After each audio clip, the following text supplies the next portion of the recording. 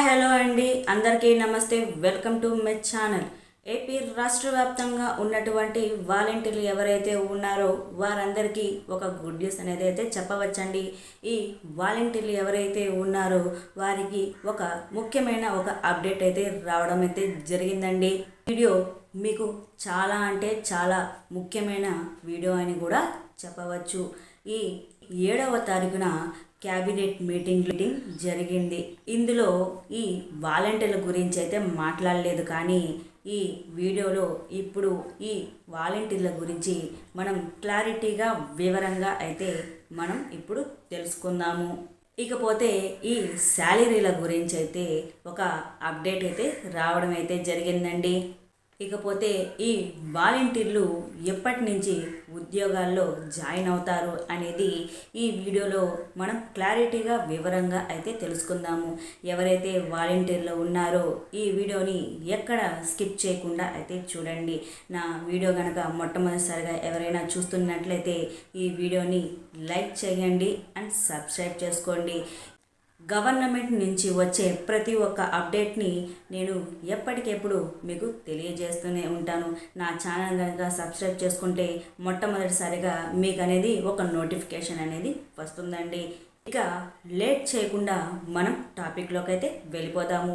AP రాష్ట్ర వ్యాప్తంగా ఉన్నటువంటి వాలంటీర్లు ఎవరైతే ఉన్నారో వారందరికీ ఒక ముఖ్యమైన ఒక అప్డేట్ అయితే రావడం అయితే జరిగిందండి. ఈ వాలంటీర్లకు సంబంధించి ఈ వీడియో ఈ వాలంటీర్లకు సంబంధించి వీళ్ళ ఉద్యోగాలు ఉంటాయా ఊడతాయా అని చెప్పి చాలామంది చాలా రకాలుగా అయితే అనుకుంటున్నారండి.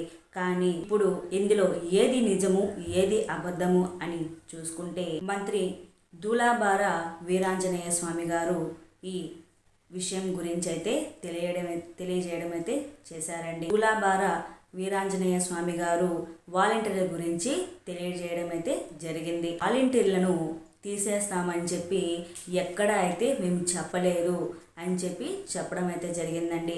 వీళ్ళని మేము ఉద్యోగంలో పెట్టుకుంటాము, ఎవరైతే ఈ రాజీనామా చేసి ఉంటారో వారిని మాత్రము ఉద్యోగంలో అయితే ఉండనీము అని చెప్పి చెప్పడం అయితే జరిగింది. వారు స్వతహాగా రాజీనామా చేసిన వాళ్ళు మాత్రమే దీంట్లో ఉండరని అయితే చెప్పడం అయితే జరిగిందండి. ఈ ఎవరైతే రాజీనామా చేయకుండా ఉంటారో వారందరూ వారి వారి విధి విధానాల్లో జాయిన్ అవ్వడం అయితే జరుగుతుందని చెప్పి మంత్రి గారు చెప్పడం అయితే జరిగింది. ఈ ఆగస్టు 15వ తారీఖున వాలంటీర్లు ఎవరైతే ఉన్నారో వారు వారి వారి విధి విధానాల్లో జాయిన్ అవ్వడం అయితే జరుగుతుందని చెప్పి మంత్రి గారు చెప్పడం అయితే జరిగిందండి. ఎవరైతే టీడీపీకి సానుకూలంగా ఉంటారో వారిని మాత్రమే ఇందులో తీసుకోవడం అయితే జరుగుతుందని చెప్పి చెప్పడం అయితే జరిగింది. గత ప్రభుత్వంలో ఈ వాలంటీర్లు ఎవరైతే ఉన్నారో వారందరికీ రెన్యువల్ అయితే చేయడం అయితే జరగలేదండి. కానీ ఇప్పుడు మంత్రి దీని గురించి మాట్లాడడం అయితే జరిగింది. వాలంటీర్లు అయితే పర్మనెంట్ అయితే చేయలేదండి.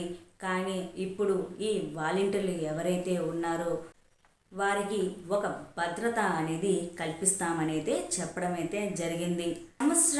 సంవత్సరానికి రెన్యువల్ అయితే చేయడం అయితే జరిగిందండి. కానీ ఇప్పుడు 2023, 2024లో ఈ గత ప్రభుత్వము వీరికి రెన్యువల్ అయితే చేయడం అయితే చేయలేదండి. కానీ దీనికి కారణంగా మీకు ఈ జీతాలు అనేది రాలేదు. ఓకేనా అండి? ఈ రెన్యువల్ చేయలేదు కాబట్టి మీకు ఈ జీతం అనేది ఈ 3 నెలల జీతం అనేది మీకైతే రాలేదండి. కానీ ఇప్పుడు ఈ ప్రభుత్వము మీకు ఒక భద్రత అనేది కల్పిస్తామని అయితే చెప్పారు. ఈ 3 నెలల జీతం కూడా మీకు ఇవ్వడం అయితే జరుగుతుందని చెప్పి మంత్రి గారు అయితే చెప్పడం అయితే జరిగిందండి. ఆగస్టు 14వ తారీఖు నుండి ఈ సంవత్సరం ఎండింగ్ లోపు మీకు ఈ రెన్యువల్ అనేది చేయడం అయితే జరుగుతుందండి. ఈ 3 నెలల జీతం కూడా మీకు ఇవ్వడం అయితే జరుగుతుంది. ఓకేనా అండి? ఈ వాలంటీర్లు ఎవరైతే ఉన్నారో వారందరినీ తీసేయడం అయితే జరగదని చెప్పి మంత్రి గారు చెప్పడం అయితే జరిగిందండి.